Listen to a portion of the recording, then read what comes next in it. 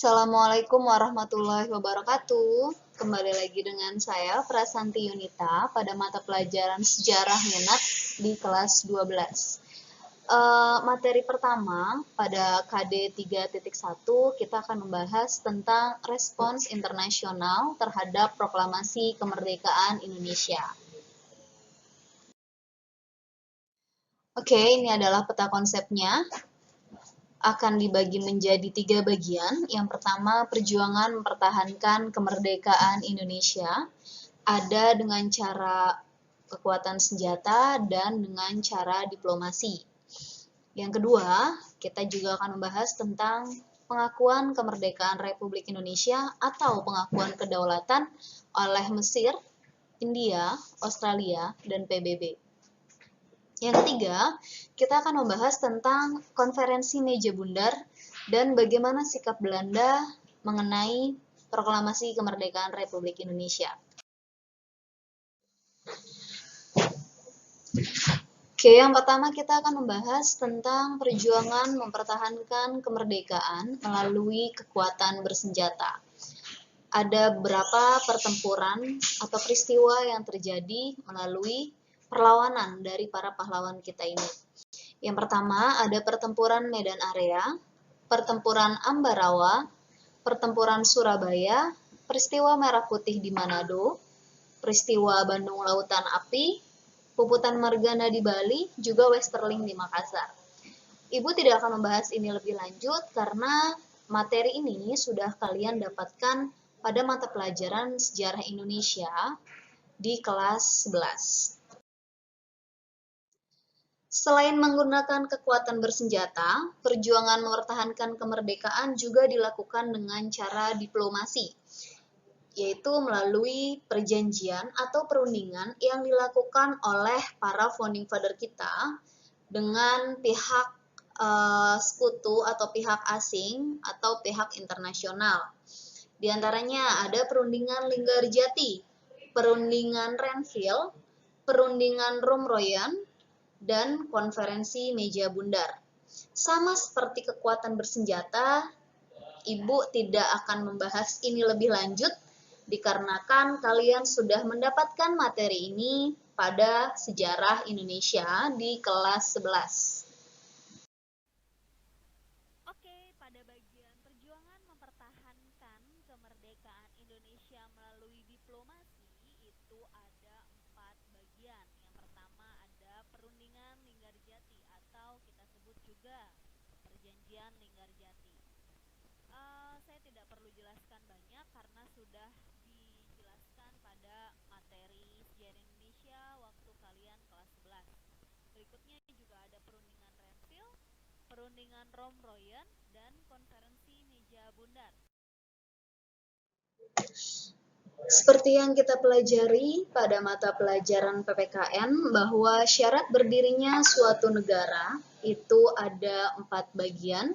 Yang pertama adanya rakyat, adanya wilayah, adanya pemerintahan, dan juga pengakuan kedaulatan dari negara lain. Pengakuan kedaulatan dari negara lain itu ada 2 sifat. Yang pertama ada de facto, juga ada de jure. Apa itu pengertian de facto? Suatu negara akan diberikan pengakuan de facto apabila mengakui bahwa suatu negara itu merdeka atau diakui bahwa lahirnya suatu negara baru. Sedangkan pengakuan de jure diberikan ketika suatu negara menerima penuh lahirnya suatu negara baru secara hukum, karena de jure itu hukum. Negara itu yang mengakui tidak lagi menyaksikan eksistensi atau kemampuan negara baru tersebut untuk memiliki hubungan dengan negara lain.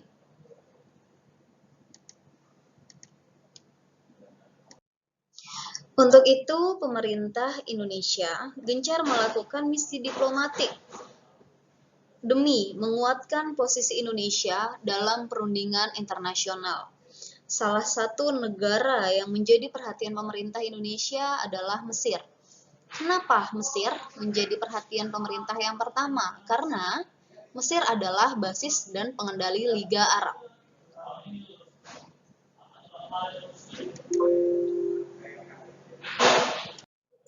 Seperti yang kita pelajari pada mata pelajaran PPKN bahwa syarat berdirinya suatu negara itu ada 4 macam. Yang pertama, adanya rakyat. Kedua, adanya wilayah. Tiga, adanya pemerintahan. Dan keempat, adanya pengakuan kedaulatan dari negara lain. Pengakuan kedaulatan dari negara lain itu juga dilakukan dalam dua hal, yaitu de facto dan de jure.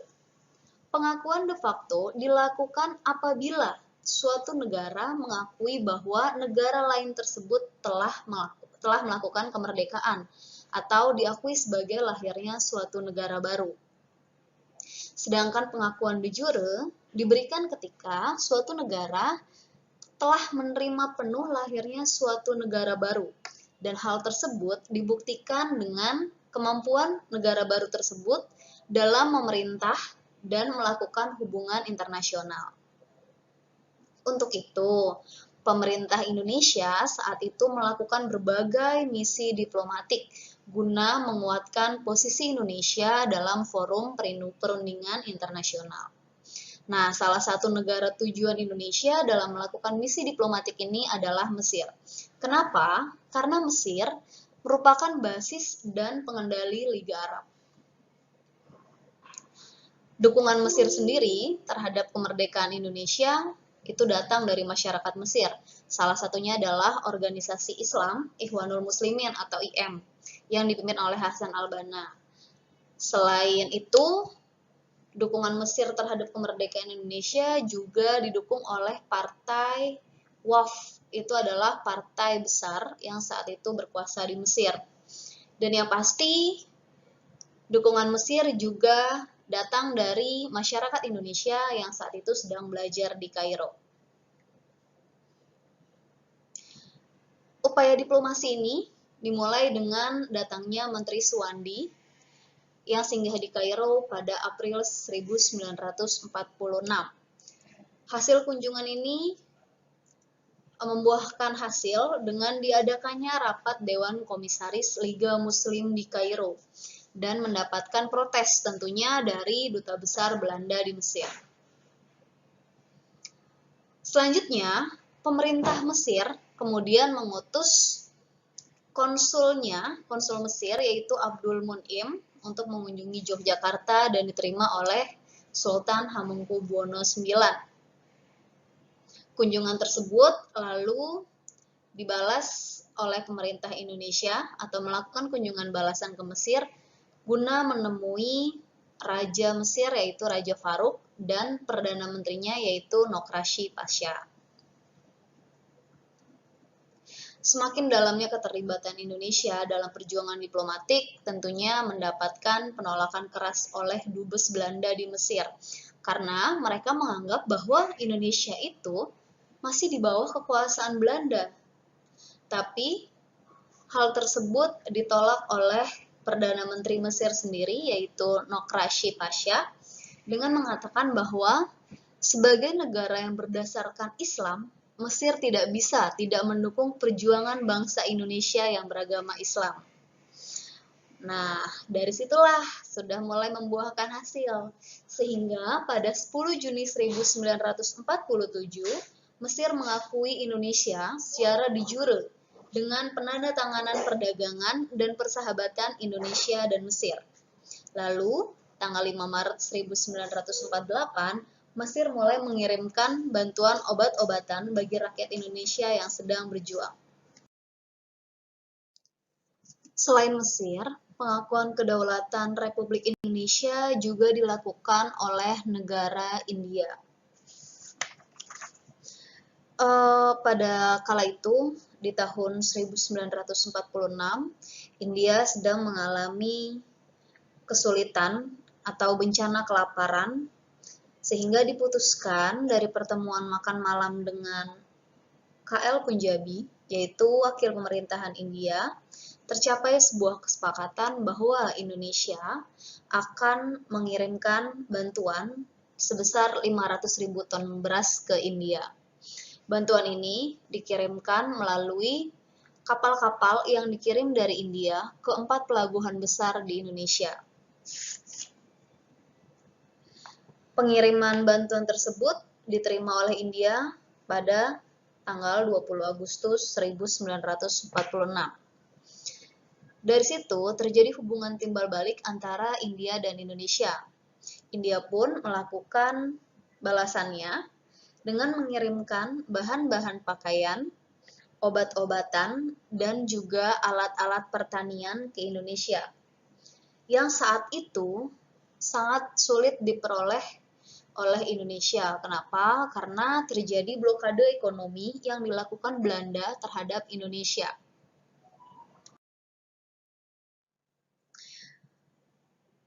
Upaya diplomasi terus dilakukan oleh pemerintah Indonesia dengan Soekarno mulai menginstruksikan Hatta untuk berangkat ke India dengan tujuan meminta bantuan senjata. Namun di sini gagal karena senjata di India waktu itu masih dikuasai oleh Inggris. Berikutnya, Hatta menemui Mahatma Gandhi dan Nehru untuk meyakinkan bahwa RI bisa membuka perwakilannya di New Delhi. Hasilnya, Dr. Sudarsono kemudian dipilih sebagai wakil RI di New Delhi. Lalu, hubungan tersebut antara India dan Indonesia diperkuat dengan diadakannya konferensi New Delhi. Waktu itu konferensi ini didatangi oleh Sultan Syahrir, dan pada penutupan konferensi ini Syahrir menyampaikan pidato dengan judul One Asia, One World. Karena bagi Syahrir kesempatannya berbicara pada konferensi tersebut adalah kesempatan baik bagi Indonesia untuk mendapatkan dukungan dalam menghadapi Belanda. Dan hal tersebut berbuah manis karena setelah konferensi tersebut, pada 31 Juli 1947, India dan Australia mengajukan masalah Indonesia ke PBB. Kemudian, PBB mengeluarkan resolusi bahwa Indonesia dan Belanda harus menyelesaikan konflik. Aksi protes di PBB tersebut menghasilkan suatu konferensi Asia dengan hasil menuntut adanya gencatan senjata dan pengembalian ibu kota Indonesia ke Yogyakarta. Selain Mesir dan India, pengakuan kedaulatan juga dilakukan oleh negara Australia. Negara Australia bukan hanya mengakui kedaulatan, bahkan negara tersebut membantu Indonesia dalam pengakuan kedaulatan di ranah internasional, yaitu di PBB. Salah satu cara yang dilakukan oleh Australia adalah dengan melakukan pemboikotan 6 kapal Belanda di pelabuhan Brisbane. Hal ini dilakukan oleh Persatuan Buruh Australia yang menolak untuk membongkar kapal Belanda yang saat itu berisikan senjata. Pemboikotan ini dilakukan sampai Belanda mau mengakui kemerdekaan Indonesia dan meninggalkan Indonesia. Lalu berikutnya, berbagai dukungan datang terhadap Indonesia termasuk Australia saat terjadinya agresi militer satu Belanda pada Juli 1947. Karena terlalu besar menaruh simpati terhadap Indonesia, Australia mendesak DK atau Dewan Keamanan PBB untuk menghentikan aksi Belanda tersebut di Indonesia. Hal tersebut membuahkan hasil dengan dibentuknya Komisi Tiga Negara atau KTN. Sikap aktif Australia dalam membantu Indonesia ini menimbulkan rasa simpati terhadap pemerintah Indonesia dan mempercayakan Australia sebagai wakilnya di KTN. KTN Nanti KTN berikutnya akan berubah menjadi UNCI atau United Nations Commission for Indonesia yang berjasa besar untuk terselenggaranya konferensi meja bundar yang merupakan akhir dari perundingan dan pengakuan kedaulatan Belanda terhadap Indonesia.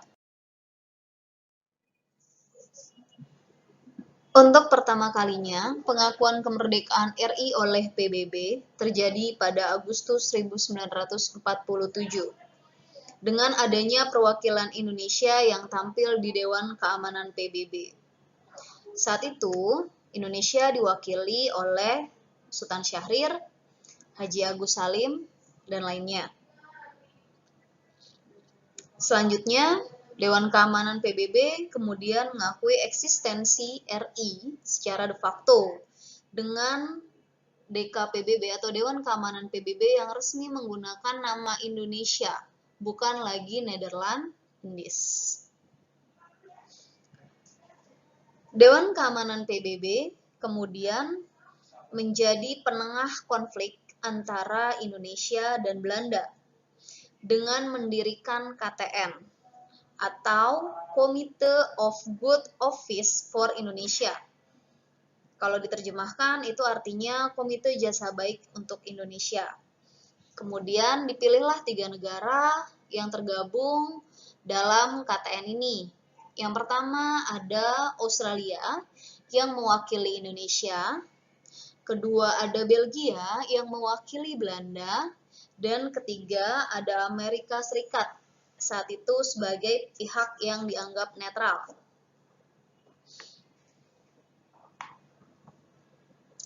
Berikutnya, KTN nantinya akan diubah menjadi UNCI atau United Nations Commission for Indonesia yang berwenang untuk menghasilkan perdamaian antara Belanda dan Indonesia.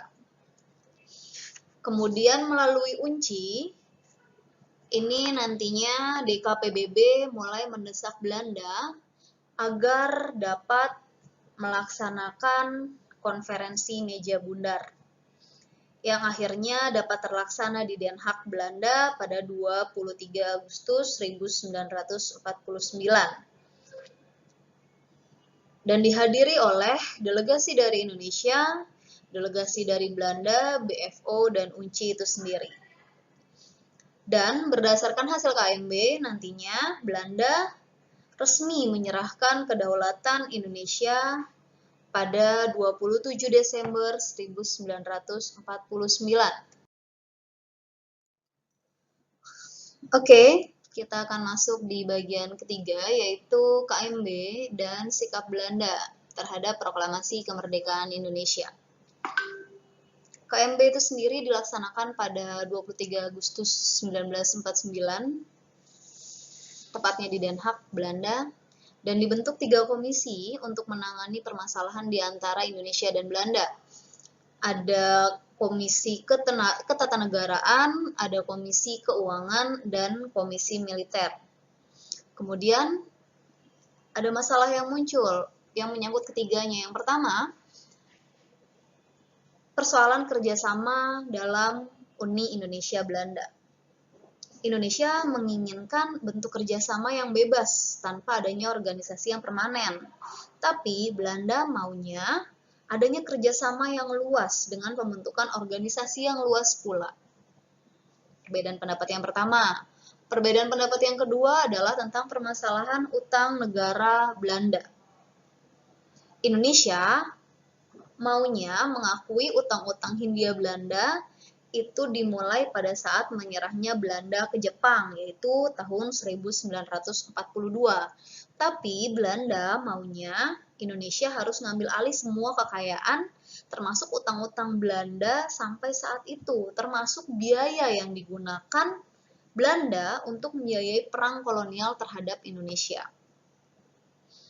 Perundingan yang berlarut-larut ini akhirnya menimbulkan kesepakatan pada 2 November 1949 yang kita ketahui sebagai hasil konferensi meja bundar atau hasil KMB.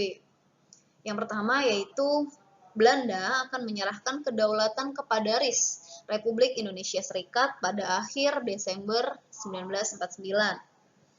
Yang kedua, diputuskan tentang persetujuan pokok yang terkait dengan masalah keuangan, ekonomi, sosial budaya, dan lain-lain. Yang ketiga, masalah Irian Barat akan ditunda selama 1 tahun.